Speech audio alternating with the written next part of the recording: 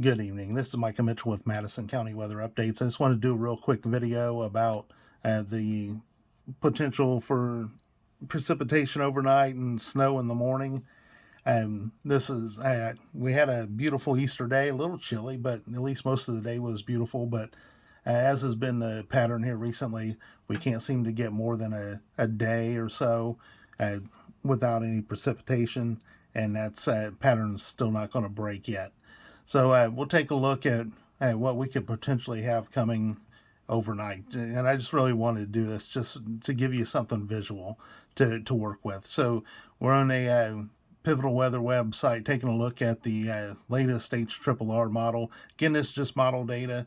The weather's going to do what it wants to do, especially with temperatures at the surface and a little above the surface being kind of marginal at best.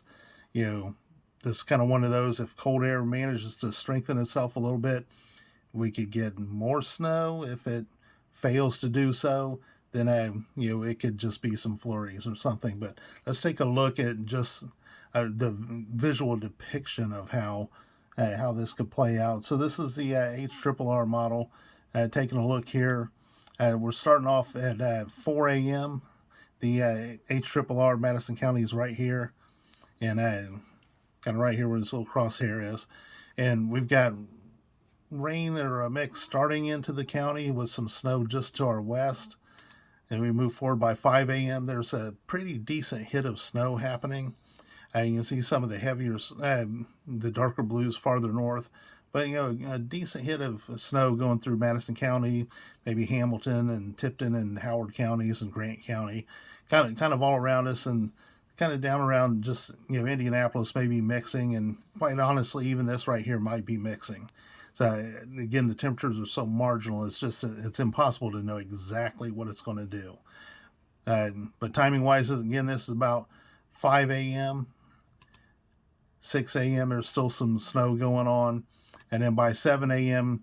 that initial kind of hit is moving out, and even where it's showing some empty here, there probably would still be some flurries going on, or some ice pellets or something like that going on. So and then this will kind of move its way on out of the county. Then by here's by about 10 a.m. it's now pulling off to our east, and we'll just be left with some cold air. Things to keep in mind with this is that even though it's been kind of chilly, we got down to 27 this morning. The surfaces are still pretty warm. So if there's surface impact, if things kind of collect on the roads at all, it'll be kind of in slushy fashion, simply because it might snow hard enough for a period of time to overwhelm warming or the melting. But as soon as that snowfall tapers down a little bit and becomes lighter, the roads will melt that off pretty well. Grassy areas can cling to snow a little longer just because they're a little bit more elevated and a little bit away from the heat of the ground. But none of this stuff's going to have any kind of lasting impact.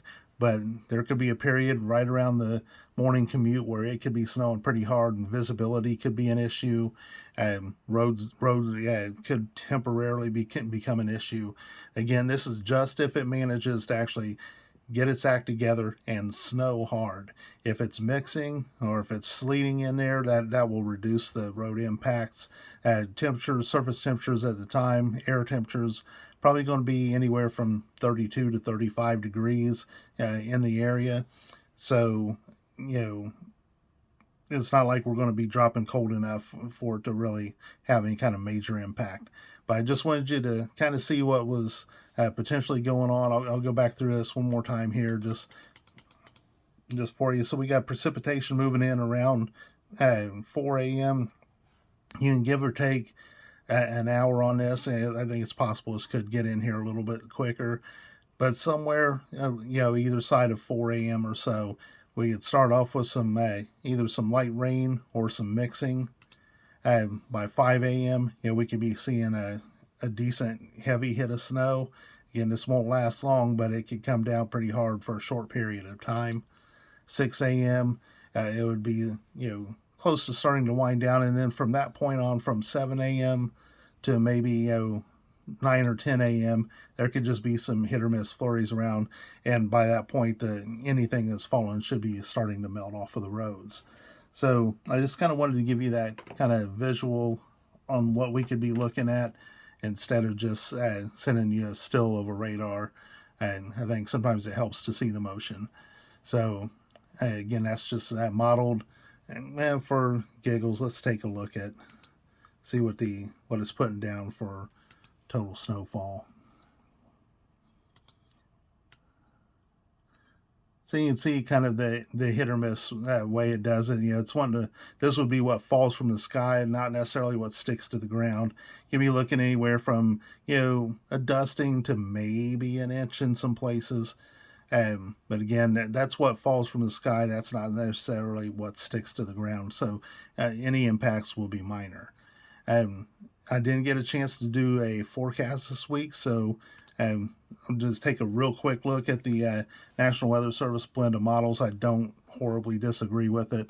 I do think tomorrow, it's got a high of 48. That's probably fair. If we could manage to get some late afternoon sunshine, and that's a big if, maybe we could top 50. But we're looking mid to upper 40s, maybe 45 to 50 degrees tomorrow, depending on sunshine.